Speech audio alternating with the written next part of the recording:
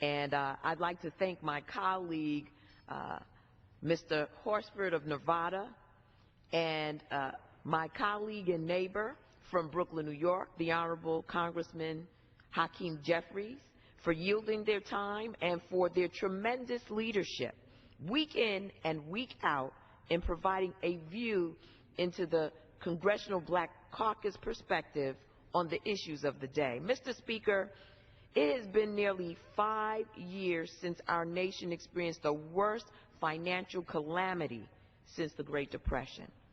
However, as our economy continues to recover, unemployment remains stubbornly high, sitting at 7.5% nationally, with unemployment at 13.2% and 9% respectively for African Americans and Latino Americans.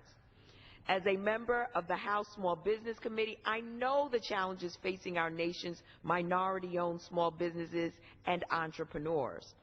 From access to capital, a problem for minority-owned and disadvantaged small businesses in the best of economic times, or a lack of access to knowledge and information, available options to assist them. I understand that we must work increasingly and unceasingly to ensure that even as the media focuses on the booming stock market, that our nation's real job creators are not forgotten, not marginalized, and overlooked.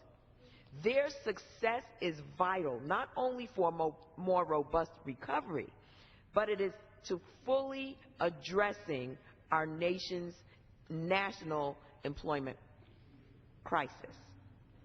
Ironically enough, Mr. Speaker, this week is the 50th commemoration of National Small Business Week. It appears, though, that the Republican-led House is totally tone deaf to the millions of Americans still unable to find gainful employment.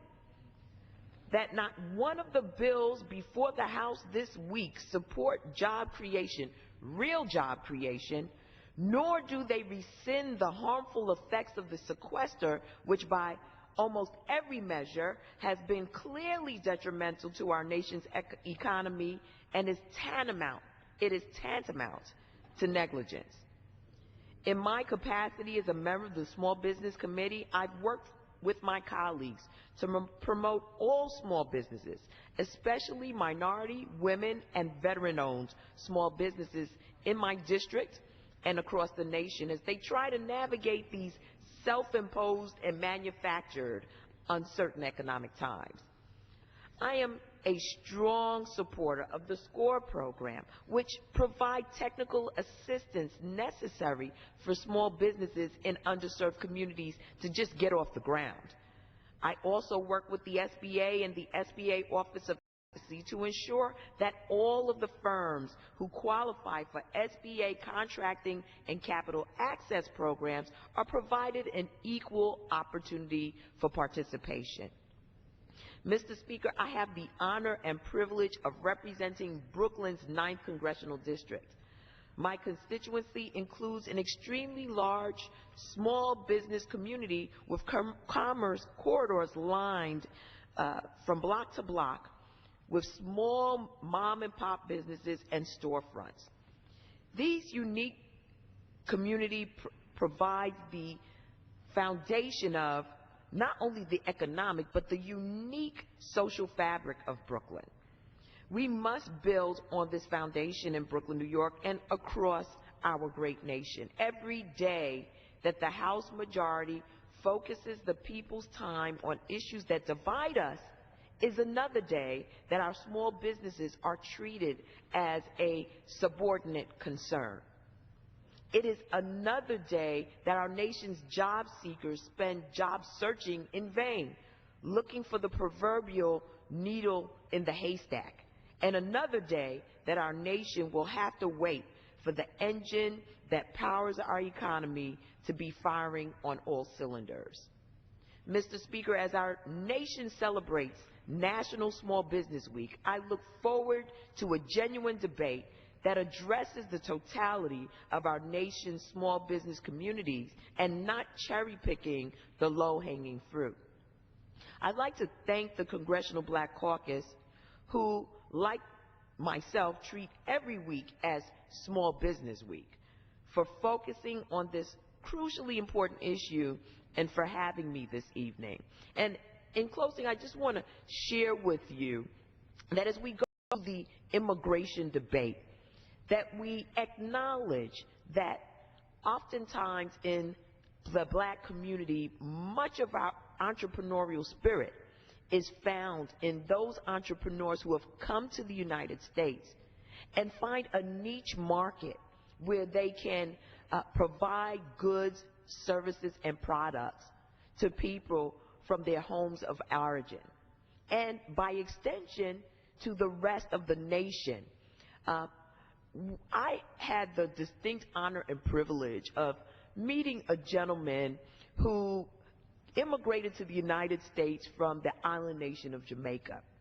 One of the great delicacies, and they've actually become nationally renowned, is called the beef patty. This gentleman's name is none other than Lowell Hawthorne, and he started with a small storefront in the Bronx, New York, and has now grown that storefront into a franchise opportunity that has made him, his family, and all those who have engaged, very wealthy individuals, created job opportunities for hundreds of people, and has provided one of the most delicious delicacies that one can ever taste. Lowell Hawthorne, truly an entrepreneur who has availed himself of small business support from the SBA and has been able to grow his business. This is a success story that can be modeled and patterned after, and we need to make sure that those who have those ideas that are innovative, that are creative, entrepreneurs, get the support that they need to continue to build this great country of ours. So I'd like to thank my colleagues for anchoring this CBC special order, and I also like to ask for unanimous consent to enter the statement of Congresswoman, the gentle lady from Texas, Ms. Eddie Bernice Johnson, into the record. She has sent a statement on the 50th anniversary or 50th annual National Small Business Week. And with that, Mr. Speaker, I yield back the gentlelady's statement will be included in the record pursuant to general leave. Thank the distinguished gentlelady from New York for a very